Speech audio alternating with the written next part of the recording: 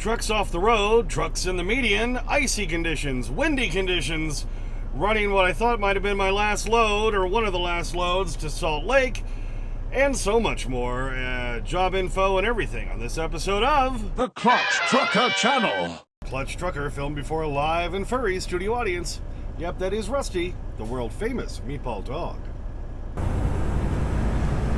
Hey YouTube, Clutch Trucker here. Thanks for tuning in to another edition of the Clutch Trucker Channel. Alright, just leaving my delivery here in Salt Lake City. It is Sunday, the 18th. Turn right, then take the first left. And they were quick. I got here, 3.5 hours early?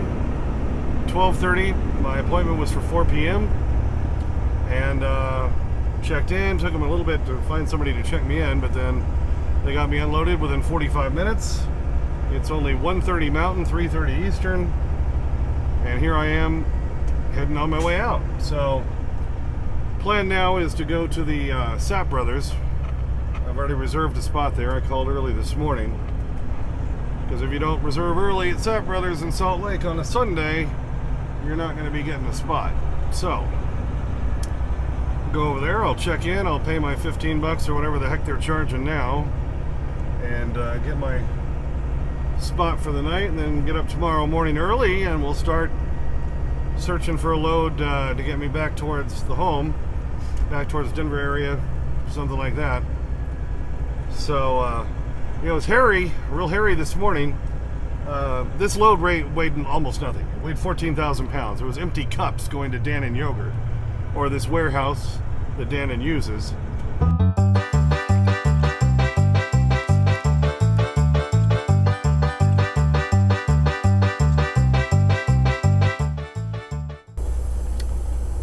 Alright, as you can see, the gate finally opened, so, because they said once my light was green, I can just go. So, yeah, as I was talking about this place, great, they took me early, they got me unloaded really quickly, so well, that's really nice. So, love that kind of unload. And I was also saying, yeah, it was real hairy on the way over. I was in St. Joseph, Missouri, early Friday morning after I drove all through the night. Turn left on West 700 South. All through the night. What is it, Cyndi Lauper song? I don't know. Anyway, and then it was so windy Friday afternoon, I couldn't get going again. I had to wait for the wind to die down, because like I say, this load weighs nothing. And then got going Friday night. My buddy Jim Fastbinder called. He of course saw my last video about how I lost my job. More on that here in a minute. And he was over in Grand Island, Nebraska. Had some truck issues and stuff, so if you're coming this way, give me a shout when you get by here, we'll caravan. So we did, all the way across. Made it to Laramie early. What was that, Friday morning? I'm getting my days confused. I think it was Friday morning. Continue 1/2 mile Saturday to morning. the end of the street, then turn left. And was trying to make Rollins, but then the wind kind of kept that from happening. Coming up from Cheyenne up over Sherman Hill at the top, there was a couple of scary moments there. Jim got his truck, he had a heavy load in front of me to try to help block the wind so we could make it. And that got a little crazy, but well, we made Laramie. Street, turn left. And decided, okay, yeah, that's it, we're shutting down here. And then they kept throwing up the high wind warning, saying closed to light, high-profile vehicles, which is what I am in this situation. So, which way do I need to be here? Left lane or right lane? I guess I really need to be on the left, don't I? Okay. So, then I had to wait it out until early this morning, Sunday morning. Left on South 5600 West. Only 6 hours away at that point. And, boy, it was still kind of hairy.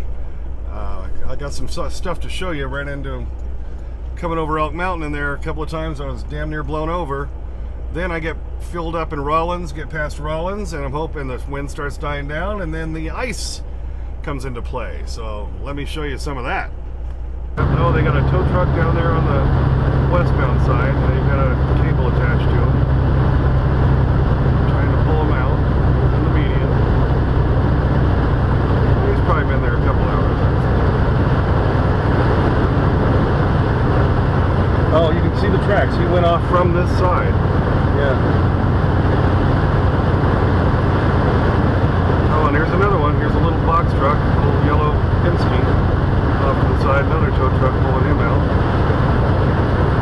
And now the clutch trucker zoom and slow-mo. All right, there you can see the tow truck. He's got his cable attached to the front of that truck, and he's trying to pull it out of the median there. It's kind of at an angle, so a little difficult. And right there you can see those tracks where he slid off the road from the side of the highway I'm driving on right now. And there's a little box truck there on the right side, and he's trying to get pulled out by that tow truck. And then literally right after that, I started to slide. Right after passing the box truck, I'm moving back into the right lane. Watch carefully, I'm over in there, and all of a sudden, hello! Yep, little slip right there. I just slid. And now the clutch trucker zoom and slow-mo. And what you can't see here is my trailer had slid all the way into the shoulder on the right side. Whoa! That'll make your butt cheeks pucker, baby. Oh, I'm going 37 right now.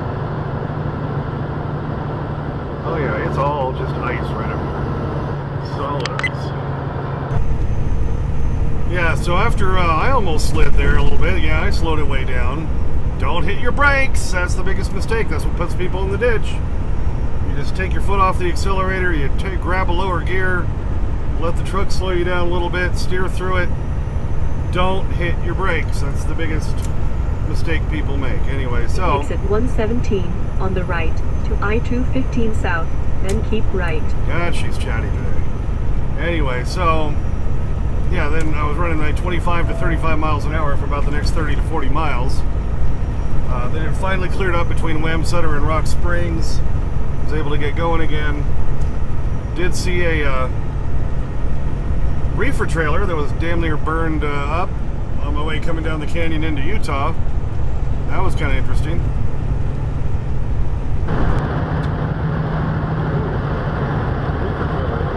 And now the clutch trucker zoom and slow-mo.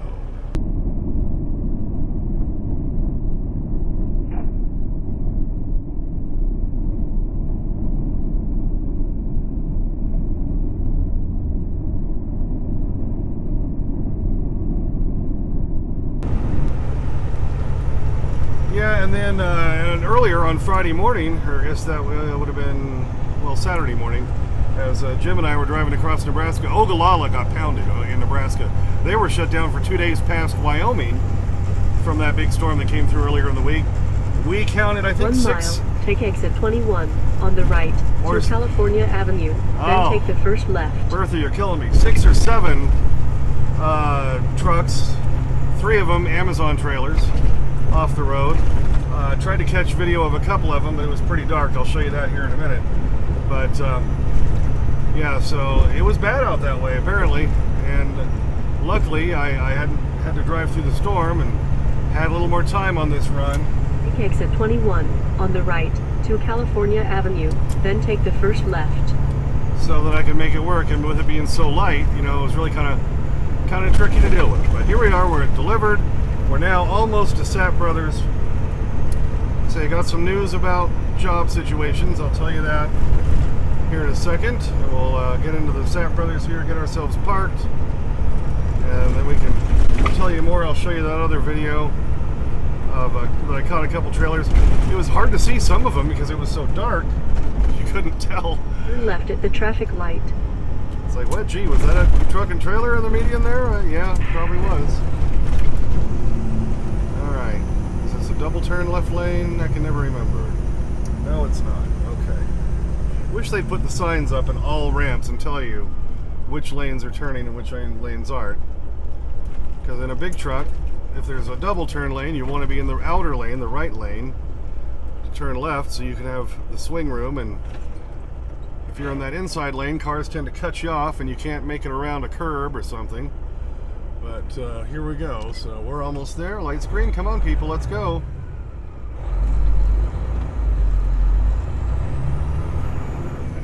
Oh, and I got more to talk about on the E-Logs. It's still acting up in some ways. I'm going to make the right turn into here to Sapp Brothers. This is one of the few truck stops in the middle of Salt Lake. That's why this thing fills up so quick every day. Look at the fuel island all packed up. Looks like we're going to have to turn in over here. Arriving at Sap Ross Service Center on the right. I'll run in, I'll get my reserved parking ticket. Don't need to fuel here because I fueled in Rawlins, Wyoming. So we'll pull on through and do the courteous thing is pull forward out of the fuel pumps. Like so many other damn drivers don't do. I always tell them inside must be a scary place in front of those fuel pumps because all the drivers are so afraid to park there. Okay, well here it is now, 5:06 Mountain Time. I got here before 2 o'clock. Tried to check in for my reserve spot, and I saw me. I went inside. I said, "Oh yeah, we're just gonna go get the thing and go in the spot." They had given me spot 4, and there's already a truck in it. And they said, "Oh well, they have till 3 o'clock." So I'm like, okay. And then I looked at my thing, and I walked over and I looked at the ticket that's in the window of that truck, and it said he got here on this the 18th or the 16th, I guess, and wasn't leaving till the 19th. So I went back in and told him about that. And they said, oh, well, no, he's got to move to a different spot. He's got to move to 32 around the backside, and he should be moving in like 20 minutes. I'm like, okay. They said, well, you can go park on the scale. You know, after you scale here, they have a couple of lanes for parking while you go in and get your ticket. So I sat there and waited and waited and waited. There was another guy who had to switch to a different spot. While in the spot they were going to switch him to, there's a truck broke down in that spot. So that can't move. So they put him on this other scale slot. And I said, look, I've been waiting, you know, what are you going to do? And they called and then they checked and they said, oh, well, somebody wrote it down wrong in their book. Well, they didn't put it across the 3 days. So they basically sold the same spot twice. Once to me. I said, well, you owe me something. What are we going to do? So now they're going to put me on pump number 27. So I'll be blocking a pump all night. But they're going to make me up another little ticket thing, a little cardboard thing to put up in there so nobody will hassle me all night long. Yeah, so here's my little big ticket thing. Space, pump 27. Date in 12/18, date out 12/19. They'll put a cone behind my truck. At least they're, you know, trying to make it good. But, hello! See, it looks like they already had to do this with Crete. Parked in front of me. They put a cone right there. So now I gotta wait for that guy in front, and here's the Sap Brothers tanker guy filling the holes there with fuel. He's got a double one. See? So I gotta wait for him to finish and everybody to get out of the way, and apparently that's where I'm parking tonight. Alright, so here I am, literally parked on the fuel island. Fuel Island 27 here at Sap Brothers in Salt Lake City. Gotta love it. Okay. Oh, I wanted to show you. Yes, the it was dark, but you can see at least one of them as we were coming across Nebraska before we hit Ogallala. Like I said, we counted 6 or 7 trucks off the road that we could see. Check this one out. It's actually after Ogallala, right before the 80-76 split, but you can't even see the cab. He's jackknifed. Oh, and I wanted to show this days ago, but then the whole, losing my job thing. When I was coming through Pittsburgh, I had to go across the bridge, 376, and then you go immediately into a tunnel. That's pretty cool. Let's check that out.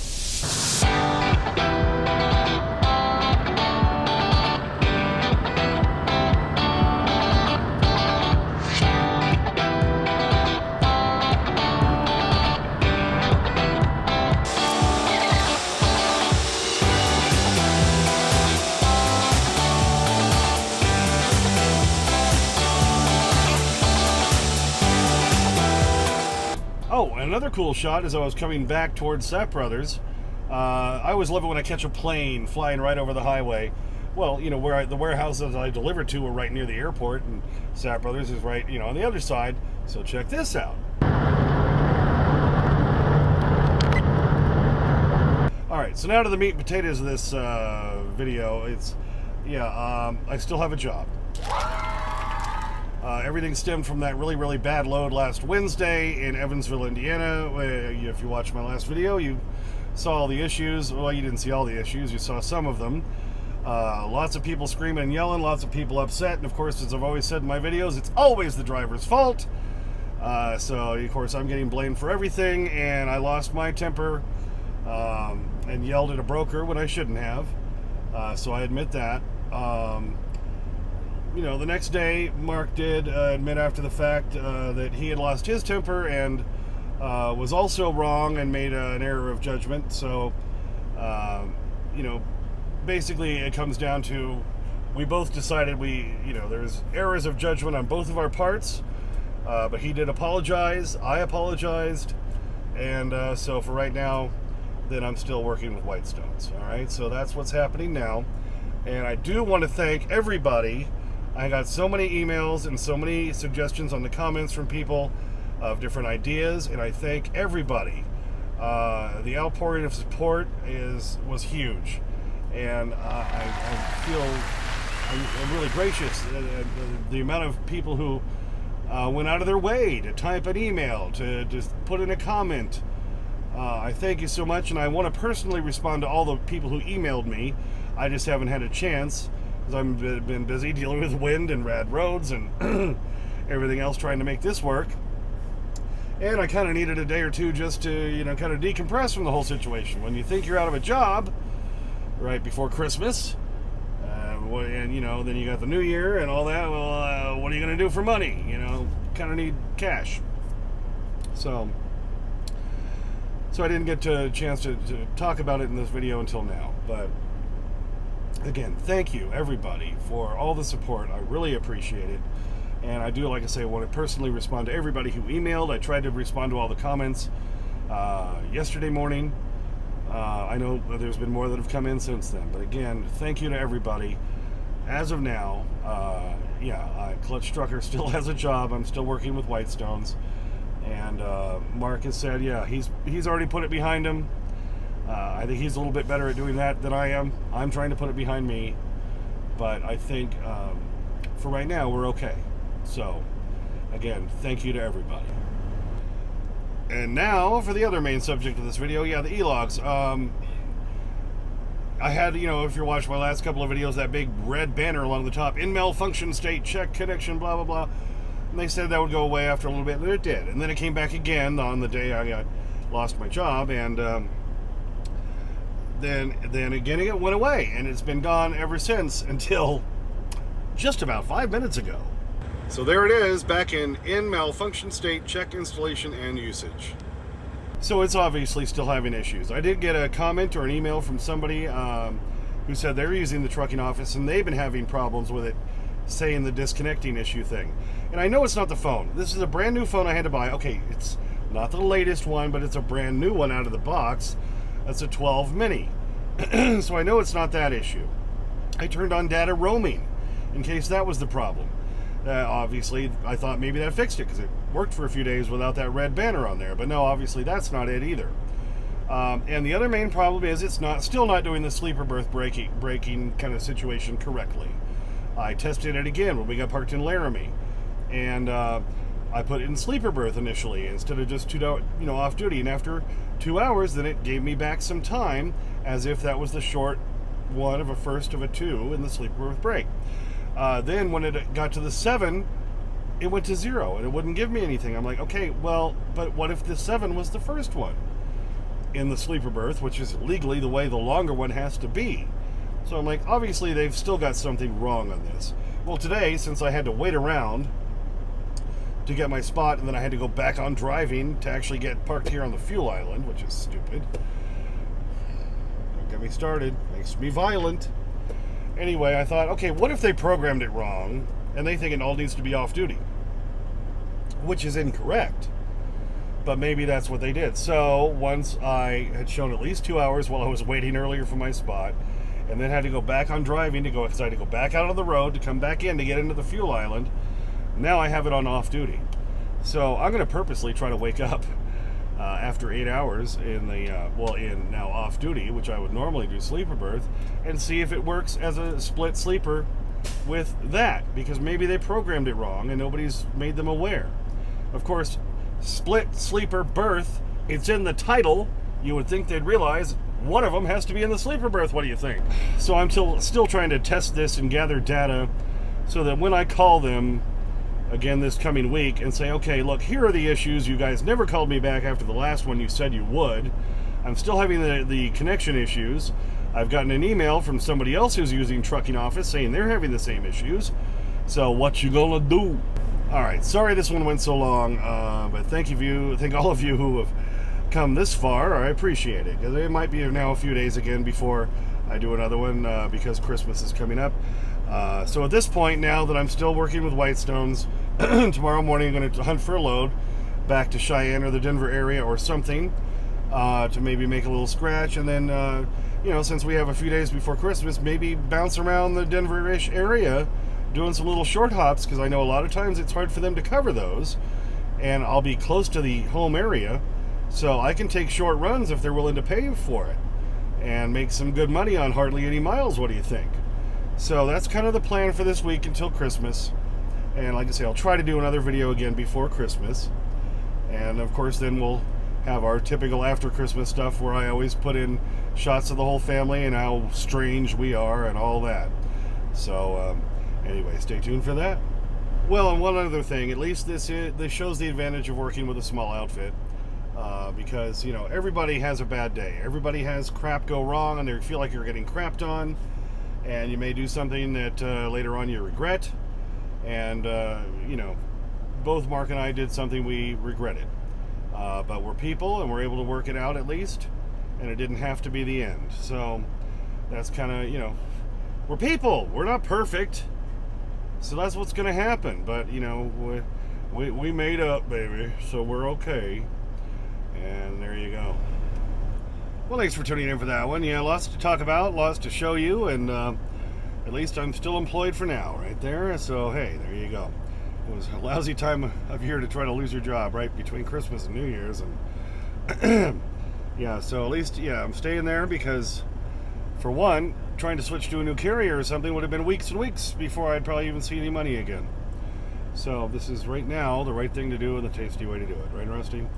After all, I got a family to take care of, so there you go. Thanks for tuning in. Please subscribe. Please like and comment. Get to your comments as soon as I can. Sometimes takes a few days because, at least as of now, again, I'm a working truck driver. There's Clutch Trucker on Instagram, Clutch Trucker on Twitter. That's where we put all the Rusty stuff. And as always, sniff that magic YouTube fairy dust. Clutch and Rusty, out. Where were you yesterday? I was counting on you to be there to help defend me. I'd tell you, but you wouldn't understand. Okay, you keep telling me, I use so much less of my brain, but try me. I was trapped near the inner circle of thought. I don't understand. I told you. I always start down here, you know that. There it goes. Oh, it bounced off your head. Yeah, he's all over it, baby. Got his bacon strip. It's been a few days since I made the video, but don't worry. Those of you who might be concerned, he did get bacon strips in between, right? Gotta keep Rusty happy, right? It's kind of like when you're married. A happy wife, happy life, happy dog, a happy life in the truck at least, right? Oh, he's all over it. Yum, yum, yum, yum. Well, thank you so much. Oh, I love these. Oh, I love them, baby. For some reason, I imagine that's what he talks like. I don't know why. Did you get it? You're all good? Think you got it, buddy. It was fast tonight.